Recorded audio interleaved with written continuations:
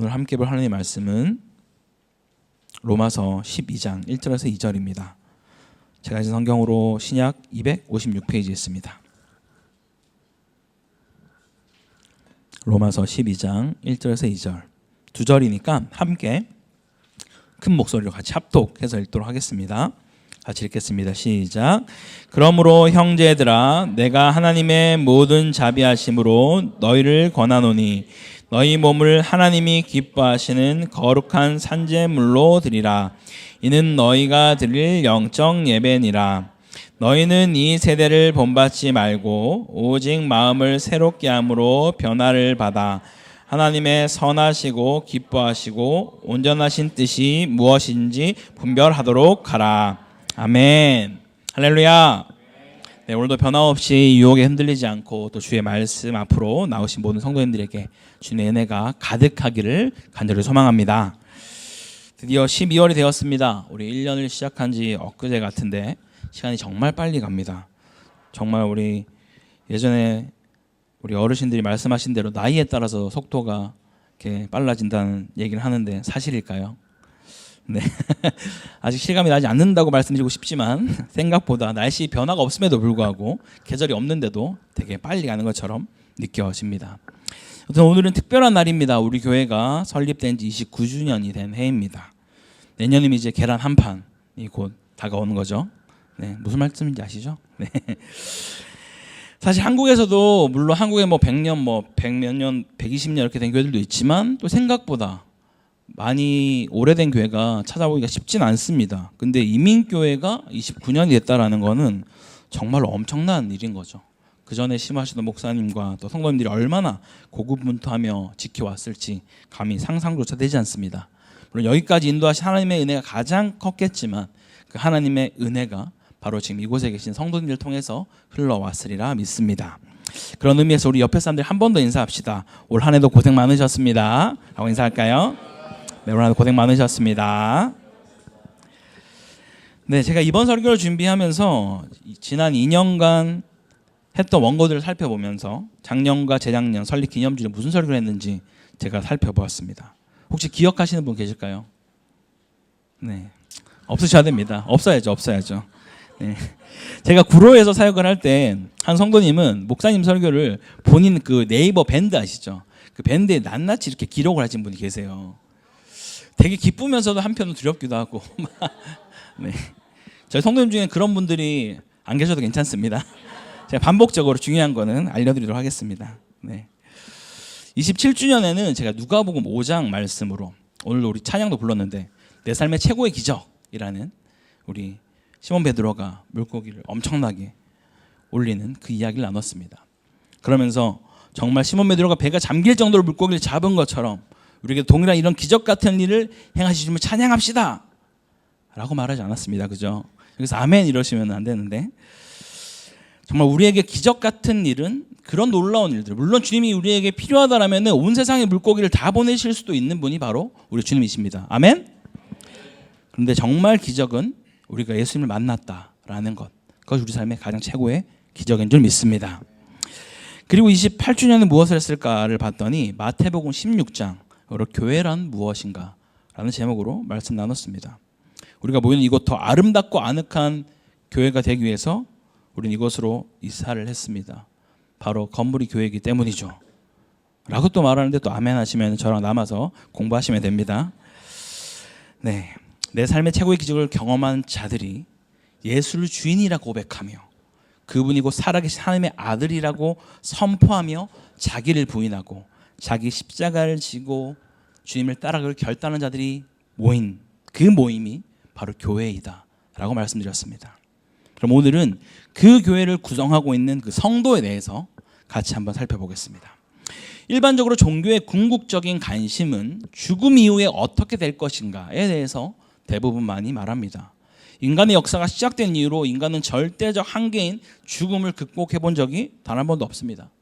그래서 많은 자들이 그것에 대해 질문하고 있고 죽음 이후에 대해 어떤 시각을 갖느냐에 따라 우리의 삶의 모양은 많이 변화됩니다.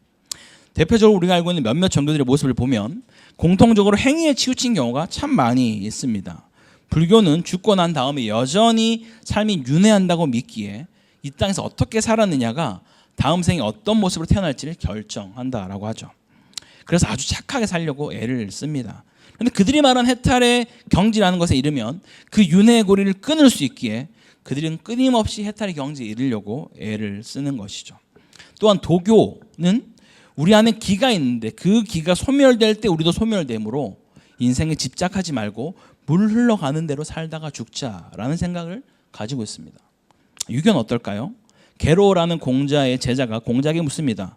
죽음이 무엇입니까? 라고 묻자 그때 공자가 부지생 언지사라는 답을 합니다. 사는 것도 알지 못하거늘 죽음을 어찌 알겠느냐 라고 말을 하는 것이죠. 그럼 좀 더 우리에게 익숙하고 자주 접하는 종교인 여호와 증인 같은 곳은 어떨까요? 요한계시록 14만 4천 명을 자기 뜻대로 해석해서 선행을 해서 그 안에 들어야만 구원을 받을 수 있다고 생각하며 엄청 열심히 살아갑니다. 그 역시나 잘못된 구원관인 것이죠. 우리 곁에 있는 이슬람은 어떨까요? 그들은 육신오행이라는 것을 말하며 6가지 믿음과 5가지의 행위를 통해 구원을 받는다라고 믿으며 절대적인 행위를 올인해서 살아가는 삶을 그들은 살아가고 있습니다. 마지막 정말 우리랑 가깝다고 여겨지는 천주교는 어떻습니까? 그들 또한 선행으로 자신의 구원을 얻을 수 있다라고 믿습니다. 그 선행을 엄청나게 쌓은 성인들에게 뭔가를 의지해서 그들은 뭔가를 할 수 있다라고 여기고 있죠. 또한 교황과 마리아를 거의 신처럼 모시고 살면서 그들을 거의 예수님처럼 여기는 그릇된 구원관으로 그들은 여전히 살고 있습니다. 심지어 죽은 자도 후손이 돈을 들여 제사만 드리면 연옥에 있던 조상이 천당으로 갈 수 있다라고 말하는 자들이 바로 그들이 믿는 믿음입니다. 그럼 우리가 믿는 기독교는 죽음 이후의 삶을 어떻게 보고 있을까요? 2가지로 말을 하죠. 예수 그리스도를 믿음으로 예수님과 함께하는 천국에 거하거나 믿지 않아서 예수님과 영원히 소외되는 지옥으로 간다라고 말하고 있습니다. 그런데 안타깝게도 교회에 있는 많은 분들이 이 구원관에 대해서 혹은 이 구원의 확신에 대해서 잘못 알고 있으므로 아주 곤란을 겪는 경우가 많이 있다는 거예요. 분명 믿지 않는 자들에게 혹은 타 종교인들에게 우리의 구원의 확신을 주장하면서 정작 그들에게 뭐 때문에 내가 구원받았는지 혹은 구원받은 백성으로서 그들의 삶과는 무엇이 다른지를 전혀 보여주지 못할 때가 참 많다라는 거예요. 그래서 우리는 우리의 인생 가운데 질문을 하는 것이 너무나 중요합니다. 덮어놓고 믿는 것이 아니라 우리는 정말 계속해서 우리에게 질문을 해야 되는 것이죠. 단순히 내가 구원받았어 라고 뭔가 그렇게 되뇌이고 말하는 것은 어쩌면 그것은 자기 체면이고 자기에 대한 확신이지 진정한 구원의 확신이 아닐 수 있다라는 것이죠. 그런 점에서 오늘 우리가 볼 로마서는 믿지 않는 자들에게 쓰여진 서신서가 아니라 예수를 믿고 있는 로마의 교인들에게 쓴 서신서가 바로 이 로마서입니다. 즉 오늘 우리와 같은 자들에게 보낸 편지다라는 것이죠. 그래서 우리는 이 로마서 말씀을 통해 올바른 구원은 무엇이고 구원의 확신은 무엇이며 구원받은 그리스도인의 삶은 어떠한지를 같이 한번 살펴보겠습니다. 먼저 함께 나누고 싶은 것은 과연 구원은 무엇인가입니다. 얼마 전 제가 이런 식으로 구원을 설명하면 됩니다 라고 한번 말씀드렸는데요. 다시 한번 상기해 보시기 바랍니다. 오늘 본문의 그러므로 라는 단어는 이 11장의 내용을 받는다라는 말도 있지만 보통 로마서 1장부터 11장까지 모든 교리의 내용을 받아주는 단어가 이 그러므로다라고 설명도 합니다. 그 내용이 무엇인가요? 잠깐 우리가 이 로마서를 제가 좀 빠르게 요약해서 말씀드리면 한마디로 이것은 구원의 여정을 말해주고 있다라는 거예요. 로마서 1에서 3장까지는 이방인과 유대인의 죄를 말하면서 모든 사람이 죄인이다라고 말합니다. 그러니 그런 죄인들이 어떻게 구원을 받을 수 있는가? 행위 때문인가? 할례를 받아야 구원받는가에 대한 그런 부분을 아브라함이 의롭다 칭함받은 것이 언제냐? 바로 할례 전이다라고 말하며 오직 믿음으로 구원을 얻는 것이다 라고 말을 하고 있습니다. 이어서 원래 죄값은 사망이므로 죽을 수밖에 없는데 우리의 그 죄가 어떻게 씻겨질 수 있는가를 말하면서 아담으로부터 들어온 그 죄를 예수 그리스도께서 죽으심으로 우리의 모든 죄를 씻겨주셨다. 그리고 이제는 우리가 그 죽음으로부터 자유로운 삶, 즉 영생의 삶을 살게 되었다라고 또 말해줍니다. 그리고 그런 자는 옛사람이 함께 예수와 함께 십자가에서 죽었고 새 사람으로 태어났기 때문에 우린 죄로부터 자유할 수 있고 더 이상 율법의 노예로 지배받으며 살아가지 않는다라고 말하죠. 그 안에서 우리는 자유한 삶을 살고 궁극적으로는 성령과 함께 동행함으로 그 안에서 누리는 자유와 평강이 우리 안에 있다라고 말을 하죠. 그리고 9장에서 11장은 다시 한번 이스라엘과 이방 민족에 행하신 하나님의 그 구원에 대한 언급을 하면서 하나님이 택한 언약의 백성, 즉 유대인일지라도 올바른 예수님을 믿지 않는다라면 하나님이 내칠 수 있다라고 말하죠. 11장에서 창감람나무 이스라엘도 하나님을 믿지 않으면 내치셨는데 하물며 동감람나무인 이방인을 그냥 두시겠느냐라고 경고하고 있는 것이죠. 그러면서 다시 한번 두렵고 떨림으로 이 구원을 이루어갈 것에 대해서 권면하고 있는 것입니다. 즉 구원받은 성도들은 그러므로 이제는 이렇게 살자라고 하는 것이 바로 이 로마서 12장 본문이라는 것이죠. 우리 10장에서 구원을 뭐라고 말하는지 그때 한번 보았는데요. 10장 9절을 보면 이렇게 말을 합니다. 입으로 예수를 주로 시인하고 또 하나님께서 그를 죽은 자 가운데서 살리신 것을 내 마음에 믿으면 구원에 이른다라고 되어 있죠. 즉 구원은 예수 그리스도를 내 삶의 주인으로 선포하는 것과 죽은 자 가운데서 살리신 부활을 믿을 때 우리는 구원을 얻는다라고 얘기합니다. 그 부활을 믿는다는 것도 무엇입니까? 주께서 그 로마서 14장 9절에 주께서 죽었다가 다시 살아나신 이유는 바로 산자와 죽은 자의 주가 되기 위함이다. 주인이 되기 위함이다. 라고 끊임없이 성경은 이 주인 되심에 대해서 말씀하고 있습니다. 구원의 가장 큰 변화는 우리 삶의 주인이 바뀌었다라는 것이죠. 결국 구원은 우리가 죄인일 때 주께서 우리를 살리시기 위하여 친히 자신의 몸을 드림으로써 죽으심으로 그 죄값을 감당하시고 부활하셔서 이제는 우리 삶의 주인 되심을 믿는 것이 구원이다라고 성경은 말하고 있습니다. 할렐루야. 그의 죽으심으로 우리의 신분이 변화되어지고 주인 되신 하나님과 관계가 회복되어지는 것이 바로 구원이 주는 메시지다라는 것이죠. 자, 그럼 이제 구원이 무엇인지를 알겠는데 그 구원에 대한 확신은 어떻게 우리가 알 수 있습니까? 우리가 보통 구원의 확신에 대해서 얘기할 때 쉽게 빠진 오류들이 있습니다. 제가 얼마 전에 중고등부 친구들에게 이걸 질문해 본 적이 있거든요. 다들 고개를 이렇게 좌우로 흔들더라고요. 얘들아, 혹시 너희는 구원의 확신 있니? 아니요. 그래서 곧 다가올 수련회에 정말 좀 이렇게 열심히 한번 쪼개봐야겠습니다. 아이들을. 우리가 어떤 오류에 잘 빠지는가? 사실 믿지 않는 자들도 어떤 면에서는 혹시 모를 그런 사후에 대해서 뭔가 있을까 봐 나름 선행하려고 그렇게 애쓰며 살아가기도 하는데 어떤 자들도 자신은 예수를 믿었기 때문에 구원받아 영원히 살 것이고 죄를 짓고 살아도 회개하며 용서받고 천국에 갈 거야 라고 말하면서 그들과는 전혀 다르지 않는 삶을 살아가는 자들이 있는데 정말 그가 가지고 있는 그 구원의 확신이 올바른 것일까요? 사실 구원의 확신이라는 것은 많은 자들에게 어쩌면 면죄부 역할을 하기도 합니다. 내가 좀 못 살아도 세상과 좀 타협을 하고 유혹에 넘어가도 결국 구원받을 거니까 괜찮아 라고 사는 끔찍한 현상도 이로 인해서 발생하기도 하죠. 그럼 대체 우리는 무엇에 근거하여 우리 구원의 확신을 가져야만 할까요? 어떤 사람들은 자신의 체험에 근거하여 말하는 경우가 있습니다.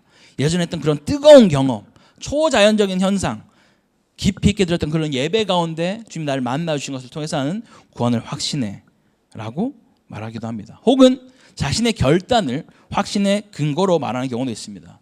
그것은 위에서도 말씀드렸지만 자신의 확신을 확신하는 것이지 그것이 구원의 확신이라고 말하기는 어렵다라는 거예요. 그럼 도대체 이 구원의 확신은 어디로부터 오는 걸까요? 자, 반드시 기억해야 할 것은 그 확신의 대상입니다. 대상. 우리가 가장 많이 생각하는 것은 구원의 확신이 있는가를 물을 때 나의 상태, 나의 어떠함, 나의 자격 조건, 그런 태도 등을 생각하면서 구원의 확신에 대한 답을 하려고 합니다. 제 생각에는요, 제가 봐도 안 믿는 사람 큰 차이가 없는 것 같은데 이 정도면 구원 안 받은 거 아닐까요? 라는 어떤 이런 생각들을 많이 한다라는 것이죠. 물론 나의 어떤 상태가 구원의 조건이 되진 않지만 결과적으로 구원받은 백성이 우리 삶에서 맺어야 될 열매가 있는 것은 분명한 사실입니다. 하지만 나의 어떠함에 대한 것을 보고 내가 구원받았다라고 확신하는 것은 아니라는 거예요. 그렇다면 구원의 확신에 대한 대상은 무엇일까요? 바로 세상의 모든 것은 변하지만 유일하게 변하지 않으시며 신실하신 사랑과 은혜로 기꺼이 독생자를 내어주시면서 우리를 구원하신 그 하나님을 확신하는 거예요. 다시요. 누구요? 하나님을 확신하는 거라고요. 내 삶이 내가 어떤 상태인지를 확신하는 게 아니라 나를 구원하신 그 하나님, 신실하신 하나님, 언약을 지키시는 하나님에 대한 확신을 우리가 갖는다라는 것이죠. 만약 우리의 상태로부터 우리가 확신하게 된다면 너무나 많이 흔들릴 거예요. 우리 아직 연약한 이 육신의 몸을 입고 있기 때문에 끊임없이 죄와 싸우는데 넘어질 때마다 우리는 내 구원의 확신을 장담하지 못할 겁니다. 그렇게 우리는 늘 두렵고 떨림으로 구원을 이루어가는 자로 살아간다라는 것이죠. 그렇다고 우리가 그러면은 의심하는 것은 괜찮은가? 우리가 뭔가 내가 구원의 확신에 대해서 그러면 의심해도 괜찮은 건가요? 간혹 물을 때도 있습니다. 물론 그것은 우리가 구원을 받지 않았기 때문에 나의 상태를 의심하는 것이 아니라 구원받은 자들 가운데서도 여전히 우리가 내 상황 가운데 있는 나의 모습 때문에 그런 마음이 들 때가 있습니다. 성경 안에도 제자들도 이미 주님을 만났음에도 불구하고 의심하여서 믿음이 적은 자라는 말을 듣는다라는 것이죠. 그렇기에 우리는 늘 우리의 마음을 주님 앞에, 말씀 앞에 비춰봐야만 한다는 거예요. 성경은 만물보다 부패한 것이 바로 마음이다 라고 말하고 있기 때문이죠. 우리가 하루도 주님 앞에 나아가지 않고서는 우리는 정말 죄 가운데 살아갈 수밖에 없는 그런 연약한 자들을 인정하면서 날마다 주의 은혜를 구하며 살아가는 우리 모두가 되기를 간절히 소망합니다. 그렇다면 마지막으로 구원이 무엇인지, 구원의 확신은 어디에 있는지를 알았다면 우리는 이제 어떠한 삶을 살아야 하는가를 한번 살펴봐야 합니다. 자, 본문 1절을 보면 바울이 이렇게 말합니다. 구원받은 성도이기에 그러므로 하나님의 모든 자비하심, 즉 11장까지 언급한 하나님의 은혜와 사랑과 의와 믿음의 선물을 지금 말하는 것이죠. 이 자비하심으로 너희에게 권하는 것은 무엇을 권합니까? 우리 몸을 하나님이 기뻐하시는 거룩한 산제물로 드리라. 우리의 몸을 드린다라는 것은 다시 말하면 우리가 구원받은 백성이라면 영혼만 구원받은 것이 아니라 우리의 몸도 구원받았다라는 거예요. 이 사실은 바울은 여기저기서 언급하고 있습니다. 고린도전서 6장 15절에는 너희 몸이 그리스도의 지체인 줄을 알지 못하느냐라고 말하고요. 19절에는 너희 몸은 너희가 하나님께로부터 받은 바 너희 가운데 계신 성령의 전인 줄을 너희가 알지 못하느냐라고 말하며 끊임없이 우리의 몸에 대해서 언급을 하고 있습니다. 즉 우리의 몸이 그리스도의 지체요 성령의 전이라고 강조하고 있다라는 거예요. 사실 우리의 몸은 죄로 인해 부패한 것이 사실이고 연약하여 여전히 죄를 지을 가능성이 있는 자들 또한 언젠가 흙으로 돌아갈 자들입니다. 그럼에도 불구하고 우리 몸을 산제물로 드린다라는 것은 영혼과 함께 몸도 구원받았기 때문이라는 것이죠. 그런데 이제는 구약의 시대처럼 정말 우리의 몸을 제물로 드릴 수는 없다라는 거죠. 예수님께서 이미 십자가의 죽으심으로 단번에 그 제물이 되셨기에 더 이상 죽은 제물이 아닌 산제물로 우리의 몸을 드려야 하는데 이 말은 곧 우리의 삶 전체를 전부를 주님께 드려라 라는 것입니다. 할렐루야. 그냥 드리는 것이 아니라 거룩한 산제물 곧 구별된 삶을 주님께 드리는 것이다 라고 말하는 거예요. 이렇게 우리 몸으로 삶 전부를 거룩하게 구별하고 산제물로 하나님께 드리는 것을 우리는 영적 예배이다 라고 말합니다. 영어로는 영적이라는 단어를 reasonable, 합당한이라고 번역하고 있는데요. 구원받은 자들이 마땅히 드릴 예배, 그것이 삶의 예배다 라고 말하는 것이죠. 근데 문제는 이것이 잘 안 되는 것이 문제겠죠. 어떻게 하면 주께서 거룩한 산제물로 영적이고 합당한 예배를 드릴 수 있는가에 대한 답은 2절에 있습니다. 우리는 이 세대를 본받지 말고 오직 마음을 새롭게 함으로 하나님의 뜻을 분별할 때 우린 그런 예배를 드릴 수 있다라고 말하는 거예요. 여기서 말하는 이 세대는 어느 시대든지 세상을 지배하는 그 시대의 가치관을 말하고 있습니다. 이 시대를 본받지 않으려면요 우리의 마음을 새롭게 해야 하는데 그것은 바로 지속적으로 하나님과의 친밀한 교류가 있을 때만 가능한 것입니다. 여러분 영생이라는 것을 기억할 때 반드시 우리가 기억해야 될 것은 요한복음 17장 3절 말씀이죠. 영생은 단순히 영원히 사는 것을 말하지 않았습니다. 기억나십니까? 영생은 참 하나님과 그의 아들 예수 그리스도를 아는 것이다 라고 성경은 강조하고 있다라는 거예요. 우리 그렇게 하나님을 더 깊이 알아갈 때 우리는 하나님의 선하시고 기뻐하신 뜻이 무엇인지 분별할 수 있다라는 것이죠. 그리고 우리가 기꺼이 이렇게 살아갈 수 있는 이유는 우리가 우리의 힘으로 우리의 노력으로만 그 일이 가능한 것이 아니라 우리 가운데 구원받을 때 이미 우리 가운데 오신 성령께서 그 일을 가능케 하시기 때문입니다. 할렐루야. 결코 이것이 우리에게 짐이 될 수 없고 억압이 될 수 없다라는 거예요. 우리는 이렇게 살 수 있는 능력과 힘을 성령께서 주시기 때문입니다. 이제 우리 안에 계신 성령님을 의지함으로 우리의 삶을 거룩한 산재에 올려드릴 수 있는 우리 모두가 되기를 간절히 소망합니다. 우리 사랑하는 코타키나발루 하나님교회 성도 여러분, 오늘 우리는 구원받은 그리스도인의 삶에 대해서 살펴보았습니다. 구원은 나를 위해 죽으시고 부활하신 그 주님께서 내 삶의 주인이십니다 라는 것을 믿는 것, 그것이 구원이었습니다. 더 이상 내가 주인이 아니라 내 삶의 주인이 바뀐 것이 구원이다. 그런데 이 구원에 대한 확신은 결코 우리의 모습이나 상태에 있지 않고 변함없이 신실하신 그 하나님을 향한 확신을 우린 가져야만 하는 것이죠. 그런 자로 살아갈 때 반드시 우리는 그 하나님을 더 깊이 알아가면 알아갈수록 영생의 참된 의미를 깨닫게 된다라는 것이죠. 우리 몸, 곧 우리의 삶을 거룩한 산제물로 올려드릴 수 있다라는 거예요. 우리가 드릴 마땅한 삶의 예배를 우리가 드리게 될 줄 믿습니다. 다만 이때 조심해야 할 것은 오늘 목사님 말씀을 듣고 말씀을 살펴보니 와, 정말 저렇게 영적 예배, 삶의 예배를 드려야 되는데 내 삶을 보니 나는 소망이 없구나. 나같이 사는 인간이 무슨 구원을 받았고 그리스도에 말할 수 있는가 라는 생각이 드는 분이 계실 수 있습니다. 근데 이미 오래전에도 많은 목사님들이, 또 유명한 찰스 스펄전이라는 목사님도 말씀하기를, 말씀을 들으며 자기 영혼에 대해 근심하고 걱정하는 사람은 오히려 걱정할 필요가 없다라고 말을 해요. 무슨 말씀인지 이해가 되세요? 내가 말씀을 듣고 내 영혼에 대해 근심할 수 있으면 은혜가 이미 작용하고 있다는 뜻이에요. 그런데 오히려 이런 말씀이 들어옴에도 불구하고 조금 더 내 영혼을 돌아볼 생각도 없고 점검할 생각조차 안 하면서 이런 말씀을 듣는 것을 좀 불편해한다며, 저 당연한 얘기를 왜 하고 계시지? 진짜 답답하네 진짜. 저런 사람이 여기 있나? 라고 생각한다면 그 확신이 더 위험할 수 있다는 거예요. 우리 주님은 상한 때를 꺾지 않으시고 꺼져가는 등불도 끄지 않으십니다. 우리의 연약함을 너무나 잘 알고 있다는 거예요. 만약 오늘 그런 생각과 마음을 주신 분이 있다면 주님께 감사하며 주의 발 앞에 더 엎드려 주님을 알기 원한다라고 간구할 수 있는 그런 자들이 되기를 간절히 소망합니다. 바로 우리 주님께서 반드시 만나주시고 주를 향한 믿음의 반석 위에 우리를 세워주실 것입니다. 우리 함께 같이 찬양 좀 부르며 나가기 원하는데요, 정말 주님의 그 사랑, 변함없는 사랑, 신실하신 사랑, 사랑할 때 꺾지 않으시고 꺼져가는 등불도 끄지 않으시는 그 주님의 그 사랑을 다시 한번 기억하면서 우리 함께 같이 고백하며 나가기 원합니다. 아버지 사랑, 아버지 사랑 내가 노래해, 아버지 은혜 내가 노래해, 그 사랑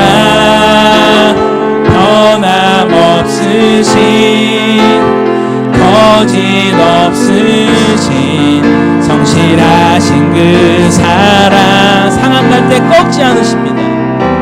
상한 갈 때 꺾지 않으신, 꺼져가는 등불도 끄지 않으시는 주님, 꺼져가는 등불 끄지 않는 그 사랑 변함없으신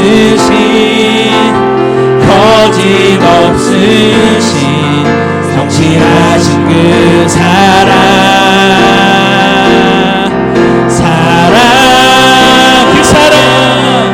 그 사랑 날 위해 날 위해 다시 사신 예수 그리스도, 다시 오실 그 사랑, 죽음도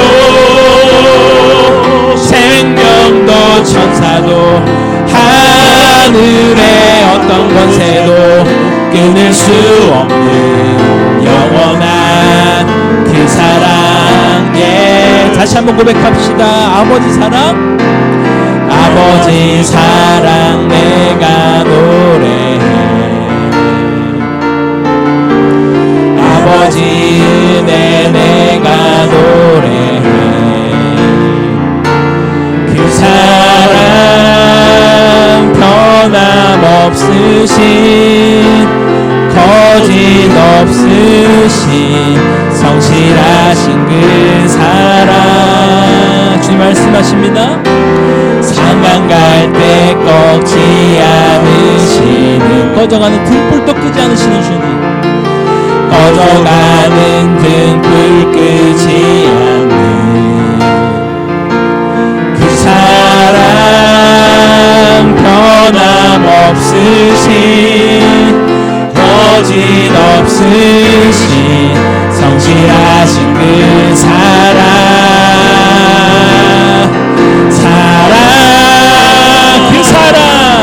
그 사랑 날 위해 죽으신 날 위해 다시 사신 예수 그리스도 다시 오실 그 사랑 죽음도 생명도 천사도 하늘의 어떤 권세도 끊을 수 없는 영원한 그 사랑 다시 한번 고백합니다. 그 사랑 날 위해 죽으신 날 위해 다시 사신 예수 그리스도 다시 오실 그 사랑 죽음도 생명도 천사도 하늘의 어떤 권세도 끊을 수 없는 영원한 그 사랑 예수. 우리 함께 같이 기도하기 원합니다. 주님, 전 이 자리에 누가 구원을 받고 안 받는지 잘 모릅니다. 하나 원컨대 여기 있는 우리 모두가 주님의 그 구원의 은혜가 있는 줄 믿습니다. 그럼에도 불구하고 아직까지 사실 믿어지지 않는 자가 있다면 오늘 이 시간 참된 구원을 알고 그 구원을 베푼 하나님을 향한 확신을 주님 부어달라고 함께 기도합시다. 또한 이 중에 믿고 있었지만 우리 연약함으로 그 부분에 흔들렸던 자가 있다면 다시 한번 구원의 확신을 가지고 구원받은 성도의 삶이 기꺼이 살아나게 해달라고 그걸 주님 한번 잡고 간절히 기도하겠습니다. 주여 하나님 아버지 감사합니다. 아버지 오늘 이 시간 우리가 구원받은 성도의 삶이 어떠한지 구원받은 자가 어떠한 것인지 무엇이 구원이고 구원의 확신 어떻게 가지는지 함께 살펴보았습니다. 아버지 우리가 지금까지 막연히 알고 있었다면 다시 한번 우리가 구원의 성님으로 내 삶의 주인이 맡겨서 더 이상 사단이 내가 내 삶의 주인 되어 살아가는 자가 아니라 오직 주께서 내 옛사람과 함께 죽어주고 이제는 주와 함께 새사람으로 살아나서 그 주님만이 내 삶의 주인 된 자로 살아갈 수 있도록 도우시고 인도하여 주시옵소서. 또한 그 구원의 확신을 나의 어떠함에 근거를 두는 것이 아니라 내가 잘할 때 그 구원 확신하고 내가 못할 때 구원에 흔들리는 것이 아니라 여전히 나의 어떠함과 상관없이 우리를 구원하신 그 주님께 확신을 두며 나아갈 수 있는 그런 백성들로 인도하여 주시옵소서. 언약하신 하나님, 신실하신 하나님, 변함없이 하나님께서 우리를 구원하신 그 주님만을 바로 나가게 하여 주시고 그러한 주님을 신뢰할 때 우리가 단순히 그냥 삶을 살아내는 것이 아니라 구원받으신 그 은혜가 너무나 감격스러워 기뻐서 기꺼이 우리의 삶을 주 앞에 정말 영적 예배를 드리며 나갈 수 있는 그런 인생들이 되게 하여 주시옵소서. 억지로 정말 어떤 의무감으로 하는 것이 아니라 주께서 우리에게 베푸신 그 은혜에 감격하여서 성령께서 우리 가운데 함께 하셔서 그를 기꺼이 해나가 나갈 수 있는 그런 인생으로 우리 삼으시고 인도하여 주시옵소서. 살아계신 역사하시는 그런 삶을 우리가 살아갈 때 우리의 가정과 우리 모든 영혼이 그렇게 주 앞에 회복되는 것들을 은혜가 우리가 있게 하여 주시옵소서. 아버지 그 구원의 은혜가 내 삶에 머물러 있는 것이 아니라 계속해서 흘러가는 은혜들이 우리의 가정 가운데 우리의 직장 가운데 우리 영역 가운데 온 땅과 열방만 들어갈 수 있는 그런 은혜를 부어주시옵소서. 살아계신 역사하시고 찬양하니 주여 오늘 말씀을 깨닫게 하시고 날마다 구원의 감격으로 넘치는 우리 삶을 살 수 있도록 도와주시옵소서.